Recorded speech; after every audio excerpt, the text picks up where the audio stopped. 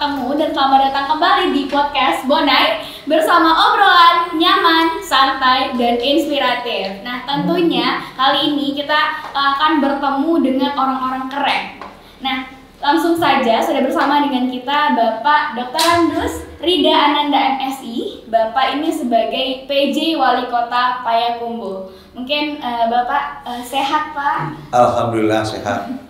Mendengar suara Septi tambah sehat. Aduh, jadi salting banget. Suaranya bagus, tampilannya bagus. Bapak, dalam rangka untuk penyerahan KTP atau dengan program Disduk Dukcapil Goes to School ya Pak? Ya. Dan kali ini Bapak juga ikut dengan bapak-bapak dari Capil untuk mengantarkan atau menyerahkan KTP yang kemarin sudah melakukan perekaman di sekolah nih. Kalau misalnya tentang KTP ya Pak, mungkin langsung saja kita akan sharing-sharing langsung dengan Bapak nih ya teman-teman. Yeah. Karena betapa bangganya kita Bapak bisa hadir bersama dengan kita kali ini dalam podcast Bona ini. Kalau KTP ini kan kita umur 17 tahun ya Pak. Yeah. Nah menurut Bapak gimana nih pandangan Bapak kepada remaja-remaja umur 17 tahun? Ini pertanyaan ya? Iya Pak, pertanyaan. Mungkin Bapak bisa jawab dengan sharing-sharing. Oh iya, Assalamualaikum warahmatullahi wabarakatuh. Teman-teman podcast Bonai semua.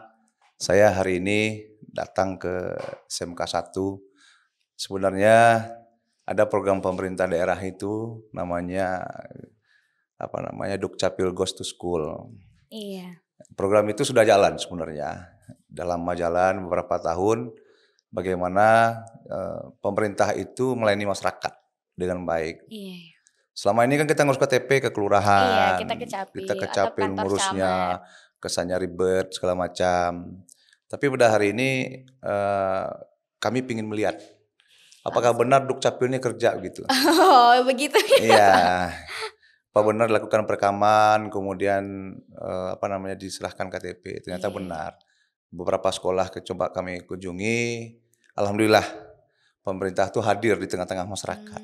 Itu sebenarnya melayani. Tapi nggak masuk Septi di sana karena Septi orang Tanjung Alam. Iya. Ya, karena yang kita layani itu orang Payakumbuh. Yang punya KTP Payakumbuh, alamat di Payakumbuh. Enggak apa-apa, yang penting ketemu Bapak ya udah Pak. Jadi itu karena memang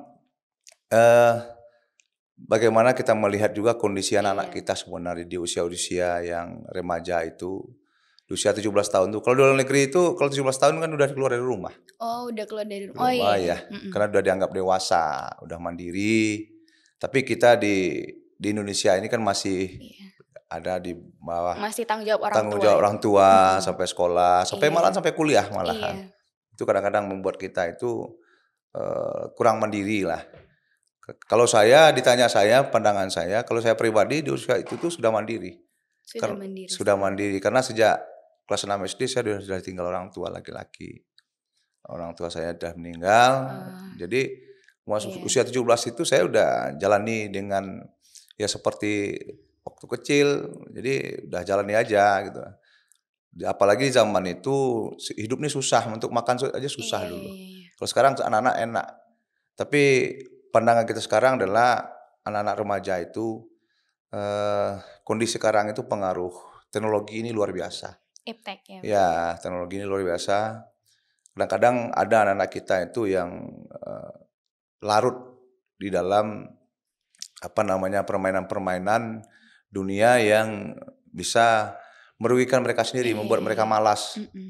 Kurang semangat kerja, kurang perjuangan dalam hidupnya. Itu sebenarnya kondisi-kondisi yang ada. Itu pengaruh handphone ini luar biasa, pengaruh gadget ini luar biasa. Dan ini kondisi yang ada sekarang. Jadi kuncinya adalah bagaimana kita menguatkan iman kita, keimanan kita dalam diri kita sehingga kita tidak terjerat di dalam hal-hal yang negatif. Apakah itu perbuatan-perbuatan yang malahan dilarang undang-undang, apakah narkoba, minuman keras dan segala macam. Jadi kita dengan kondisi ini kita tentu mengimbau kepada anak-anak kita yang sudah di usia itu, karena orang hebat itu adalah orang yang bisa memberikan manfaat kepada orang lain. Iya, pastinya tentu. Dirinya dulu diperkuat untuk bisa berbuat.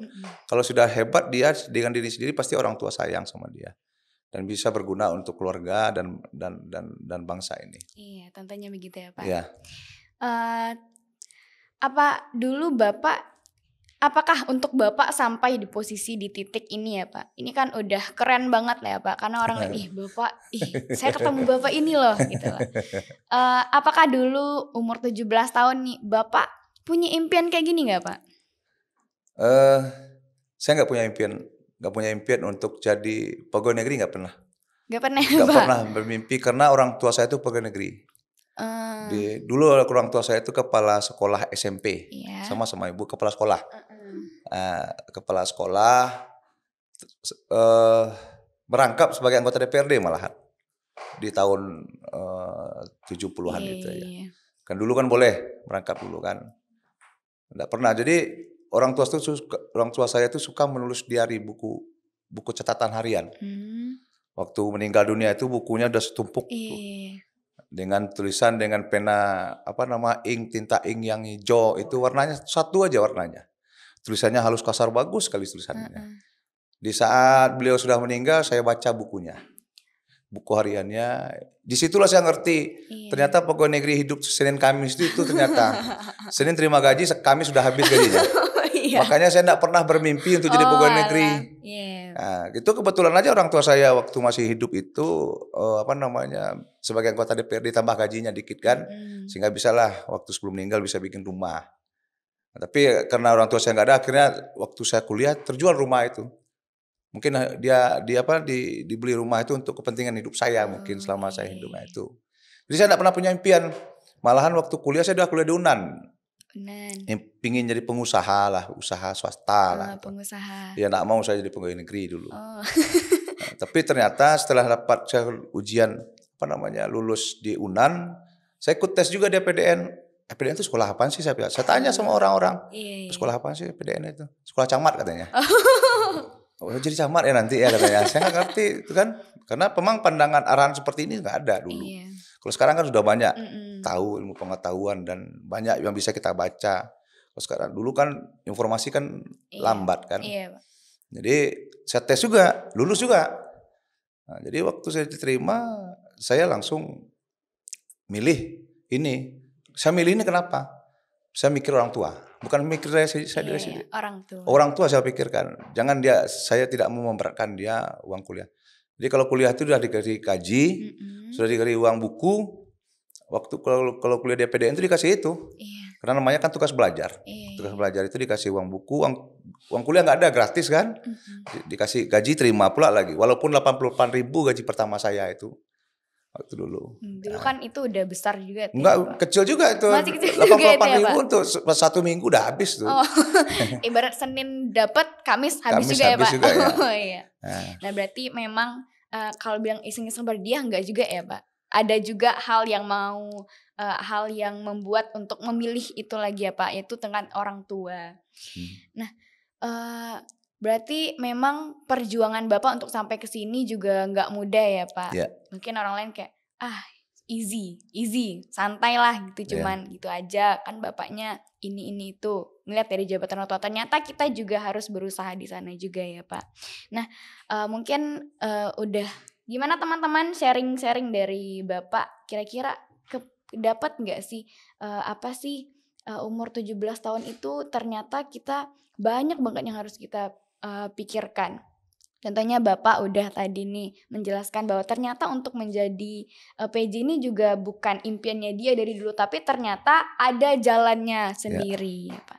Mungkin Bapak terima kasih sudah sharing-sharing bersama kami. Tentunya apa yang Bapak sampaikan kami sangat menghargai, dan juga siapa tahu kami bisa menjadi penerus Bapak nantinya. Amin amin ya rabbal alamin. Ya, pesan saya terakhir mungkin, pokoknya dengan saya cerita tadi itu kita ndak bisa, yang menentukan tuh yang takdir itu Allah. Iya, Allah. Qadarullah. Jadi kuncinya adalah apa yang kita terima hari ini kita laksanakan fokus dengan baik. Jangan kita pilih-pilih, kok saya dapat ini, kok saya dapat ini. Apa yang kita terima hari ini laksanakan dengan baik, dengan disiplin, dengan kerja keras. Itu aja. Nggak perlu pasti kita akan sukses. Apa saja bidangnya, bidang seni, bidang apa saja. Itu pesan saya kepada adik-adik semua. Nah, teman-teman udah dapat pesan dari Bapak. Terima kasih Bapak sudah meluangkan waktunya. Dan juga mohon maaf nih Pak kalau misalnya ada kesalahan.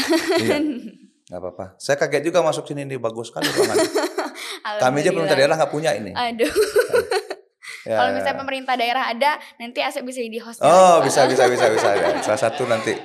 Bagus sekali, bakatnya luar biasa. Septia ya. Iya. Terima kasih juga. Saya mohon maaf juga kalau dalam penyampaian saya kurang pas. Ya.